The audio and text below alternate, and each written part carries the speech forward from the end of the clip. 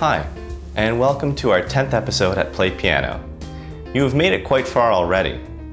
You should feel quite accomplished.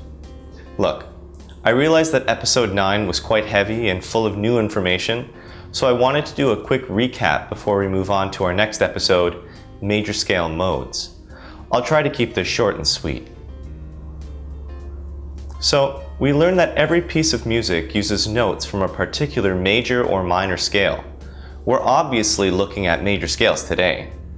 These scales can be represented on a piece of music by using a key signature. There are really two types of key signatures, sharps and flats.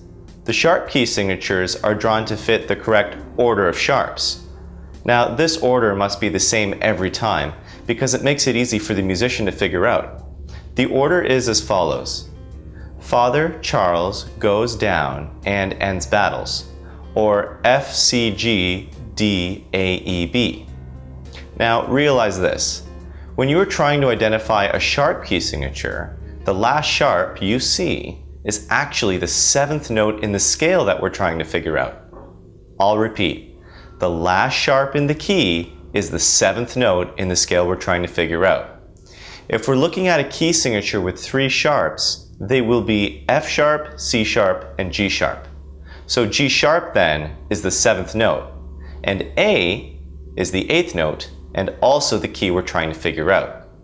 Remember from our major scales, tones, and semitones lesson that the 7th and 8th notes are only a diatonic semitone apart.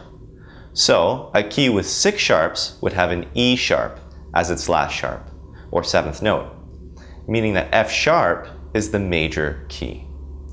This process can also be asked in the reverse. If anyone asked you how many sharps are in E major, all you'd have to do is go down a diatonic semitone in your head to the last sharp, which is also the 7th note in the E major scale, and find out what number it is in the order of sharps. Since we get D sharp, it's the 4th number. So you can say that E major has 4 sharps. Practice many of these to get the concept ingrained, and you'll be ready to move on.